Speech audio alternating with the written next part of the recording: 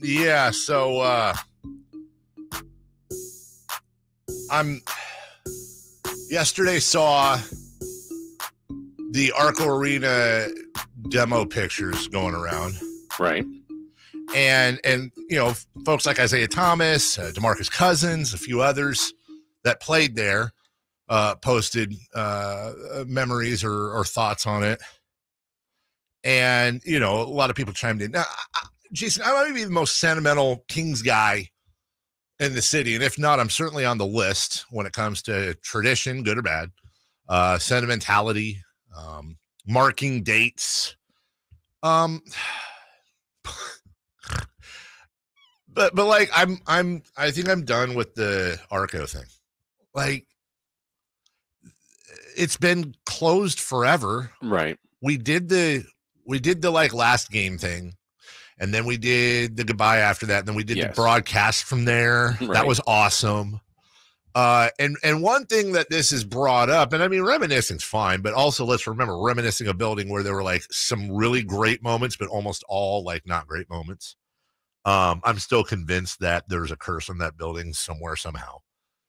And what it's brought back is the whole, the thing that people seem to care about the most, and I get it, is the 6-man statue, the big gold 6. Right. And I inquired a long time ago, as I know others did, about the 6, and to the point of I just wanted to know if they were going to chuck it or demolish it, and if they were, I wanted to relocate it somewhere. Like, give me the 6 and let's put it somewhere, and not necessarily at Golden One. If they didn't want anything to do with it and they were just going to demolish it, I want to say, well, let me get it, and then we'll find a good place to put it. I don't know where, but we'll figure out a place in Sacramento to put it as kind of a landmark. But apparently, well, not apparently, they've got plans for it. The 6 is not dead, and a lot of people have been messaging about that. The 6 isn't dead. I can't talk. The exchange and me finding out that it wasn't going to die was that I can't say anything about it. They want to, you know, announce and present and that. So I'm not trying to play cat and mouse here. That was the promise I made in exchange for being able to say. And I know Mike Tavares, Crown Downtown, he's aware of that too, and a few others, that the 6 will be saved and they've got plans for it. And then lastly, Jason, my thoughts on it is just, I know that they can't logistically do this, I guess, because of what they're putting there. But couldn't we have I just hate that we couldn't have gotten the ceremony should have happened where you had Slamson or whoever hit the gavel. It would have been perfect. Just like David Stern and Greg Lukenbill and everybody hit the gavels for opening night at the old Arco. You hit the gavel on the button and the whole thing explodes. Yeah. In one shot, right? Right.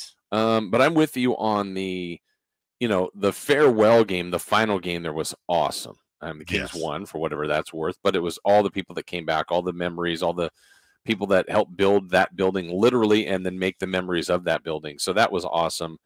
And there were some other couple goodbyes. And then I remember when we were scheduled to do that Saturday show out there, I thought, man, another goodbye to Arco. But I have to admit, that was truly special. It was. I did not anticipate. I kind of had already been done with it.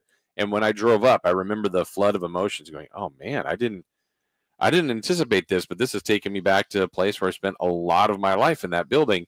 But again, that to me then felt like the final goodbye. And then now just, okay, right. we knew it's good. It's going to be demolished. And at some point we'll be 10 years down the line going, oh man, remember when there was the arena over there? I mean, that's what it's going to turn into. And for some, they'll never know it. For us, we'll have tons of memories. But yeah, it just seems like that's been extended for so long about the final demolition of it. And to be fair to the Kings, all they did was just put a picture out. They're not trying to push this as an event or anything. They just put a picture out of the demo, and that's fine. It's not on them.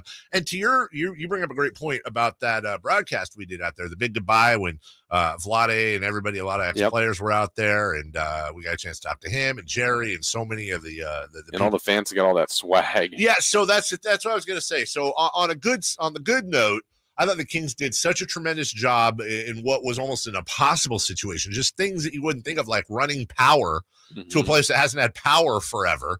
and really creating a safe, first off, because that thing was falling down, a safe environment.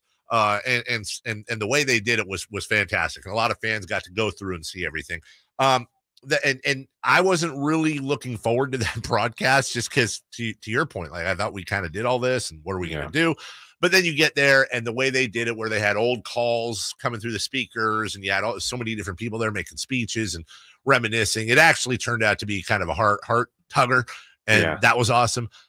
But the swag thing really that still bothered me. That was botched. Their heart was in the right place, but how was it botched? Because we had known that stuff had been there for a long, long time, and very quietly, myself and a few others, and I wasn't the lead on this, but I was definitely one of the guys pushing this.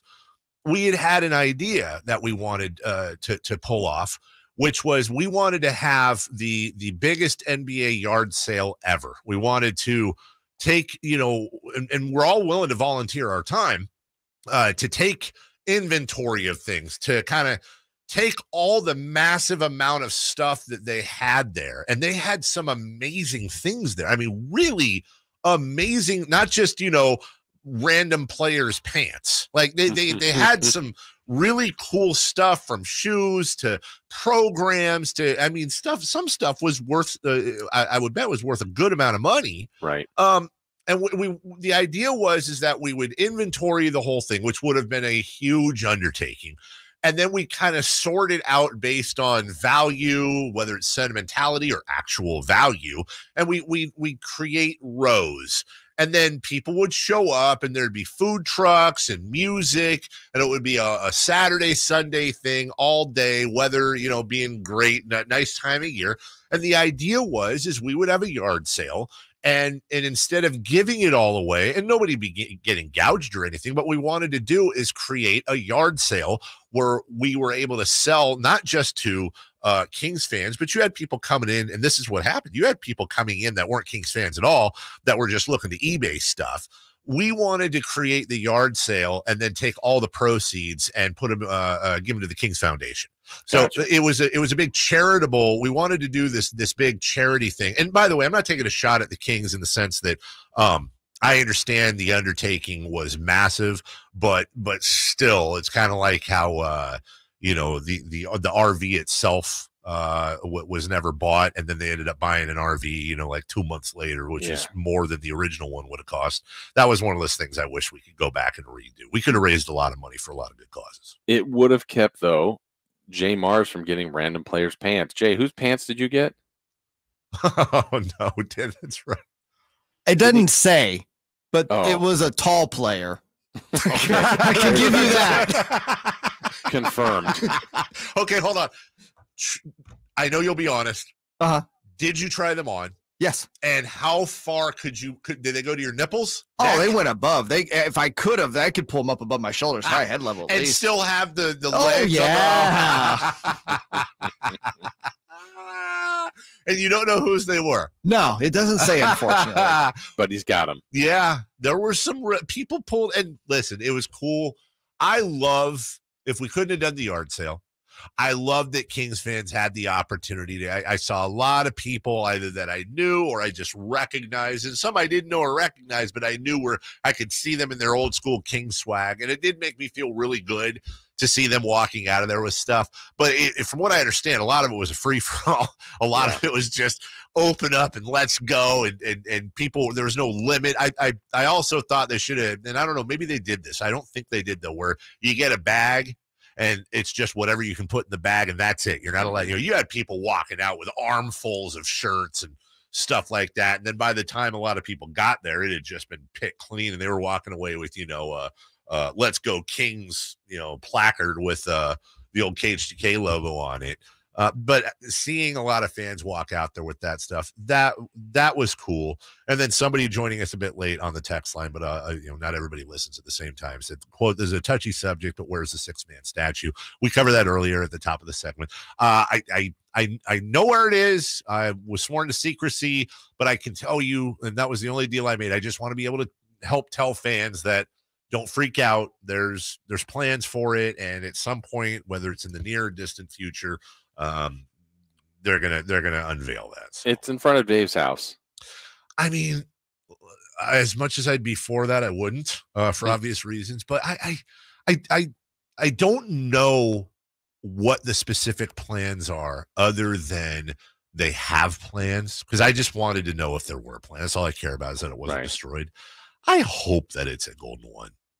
Yeah, that makes the most sense. And if that means, if they don't want to, I mean, I could totally see a thing where it's like, ew, we don't want that next to our Jeffrey Coons thing, like whatever. But put it out where those darts are or something in Doka or the quad. Put it somewhere out there. Put it in King's Landing, in that area where people gather.